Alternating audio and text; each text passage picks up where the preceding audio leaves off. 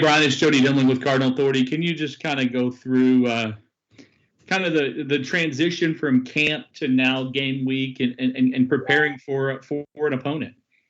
Yeah, man, it's been great. Of course, fall camp was really good to us. With our defense getting a lot better than what we were in the spring as well as last fall, and now it's just gearing toward an opponent that's really really good offensively. I think they have one of the best quarterbacks that we'll face all season long in Matt Corral, and then it's trying to simulate that tempo. And I don't think we'll be able to simulate how fast those guys go because they go really, really fast. And we're just trying to condition our guys to, get ready for the next play immediately. No celebrating, trying to make sure that they get the call, get lined up and just get ready to play. Because when Ole Miss gets you in trouble is when you're not ready. You're not ready to play. You're trying to make certain checks and things of that nature. Our guys just got to line up and play, and that's what we got to get ready to practice for the rest of the week before that game. Hey, Bryan, Matt McGavin with Sports Illustrated.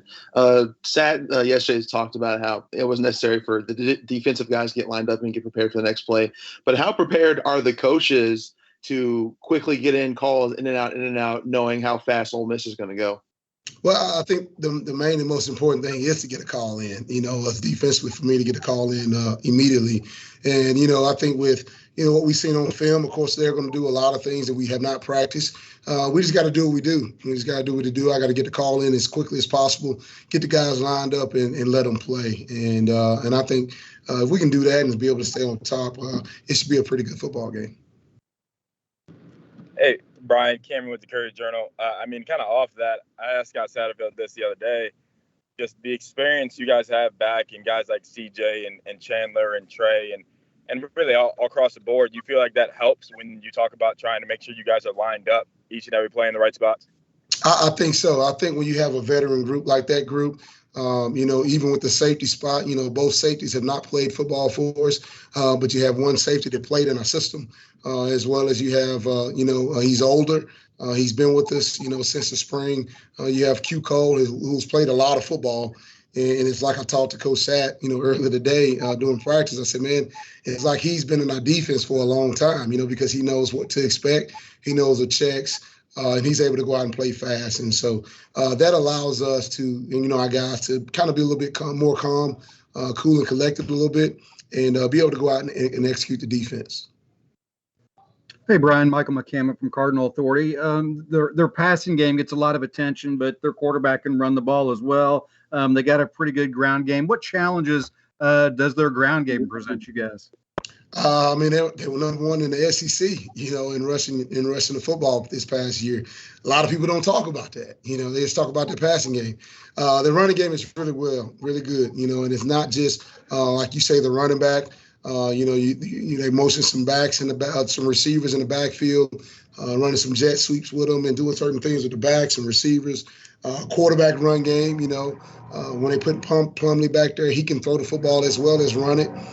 So I think Lane and Levy's done a tremendous job of just, putting their guys in position to be able to make plays, both with the run as well as the pass.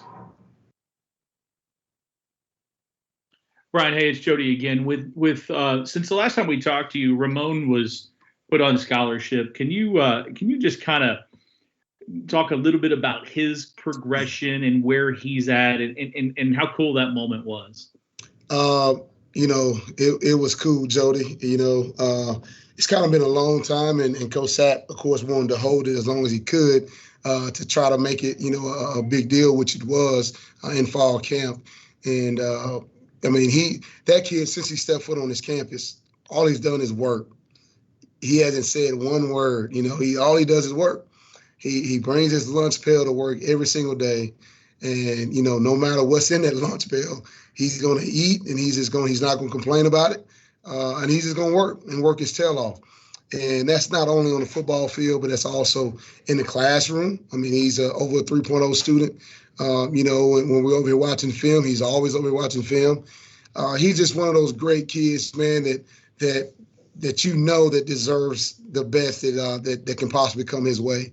And with him being on scholarship, you could just tell the whole team, not just the defensive line or the defensive backs or linebackers, just the defense in general, the whole team, they knew that he deserved to be on scholarship with what they see on a day-to-day basis. And Ramon is just one of those kids, man, that you love and that you just wish that you had a lot of those guys like him that are very, very thankful for all the opportunities that they get, no matter if they're on scholarship or not. The T-shirts that they get, thankful for those. He just doesn't take anything for granted, and we're just thankful to have him on our football team. Hey, Bryan, this is Cameron from the Courier Journal. Sorry if you answered this. My phone died and I had to switch phones. But I'm curious, with a guy like Corral, I mean, when you watch him on film, what do you relay to the secondary in terms of things you have to be careful for against a quarterback and offense like that? Stay your butt on top because he can throw it deep.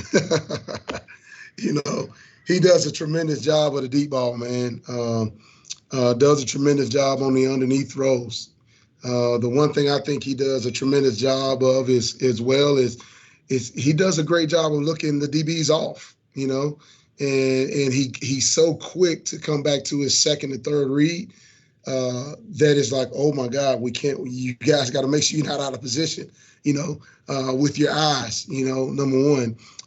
So he does a great job with that, man. But he's just a really good quarterback that knows where to go with the football. You think of year one in Lane's offense, he was tremendous. Now with a year under his belt going on the second year, he's going to be even better. And so we just got to do some things just to try to, get him uncomfortable in a way, but also just make sure our guys are in position to make plays and to make the plays when they come their way. Hey, Bryan, Michael McCammon again. Depth chart came out today. Malik Clark there at the nose tackle spot. I know it was a competitive, camp at that position, but what has he shown you throughout camp to really put him in that number one spot? Yeah, Malik is he's a different animal.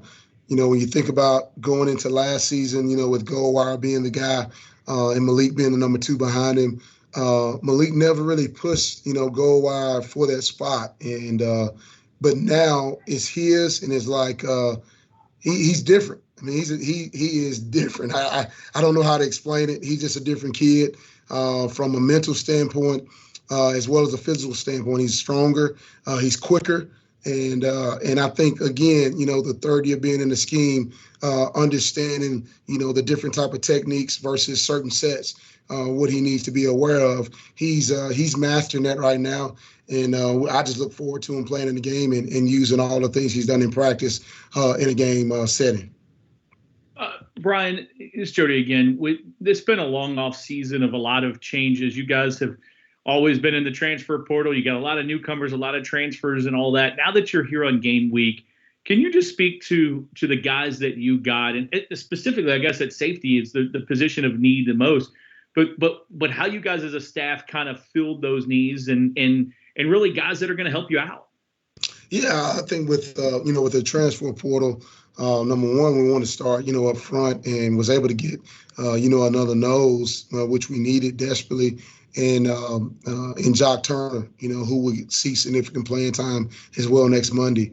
It was really critical in order for us to get another guy up front because we know it's a long season. Those guys take a lot of beating up front, and we need some depth there with Goldwire leaving this past season. So we was fortunate enough to get him. Behind those guys, you got Desmond Tell, who's back, which is key for us as well. He played a lot, started some games last year. And then we got, some younger guys behind those guys that may not see playing time this year, and hopefully maybe later on in the season, but most definitely next year, like a Caleb Banks is doing phenomenal right now. A Jared Dawson is doing really good on scout team right now. He's had like 5-6 straight days where he's doing really well. So that was a position in need that we needed up front.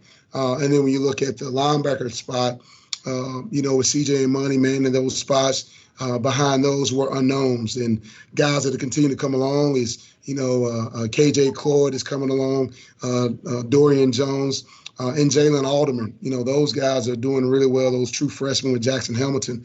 So we're glad to have those backers. And then, on the outside, as far as corner-wise, being able to get a longer freshman at corner, was a need that we needed, and that was Kanai Walker, and he's doing really, really well for us, and then another transfer in Trey Franklin, who will see a lot of playing time next week as well, has done tremendous picking up the scheme. And, you always want to continue to that depth. And the thing about the transfer portal, we have guys getting in and we're trying to replace them as well as you were trying to, get some freshmen. So, it's been a little difficult, but we're manning as much as we can. And then you go to the safety room with two guys that I think are, steals of this class, was Kendrick Duncan and Q Cole. And we're just so thankful and blessed to be able to have those guys on our team. And we look forward to seeing those guys perform on Monday. Hey, Bryan. Hey, Bryan. Obviously, a lot of people, when they talk about Ole Miss, they talk about their pace and their spread offense. But when you look at the film of Ole Miss, what's something that stands out that maybe a lot of people don't necessarily talk about? I think the offensive line is really good.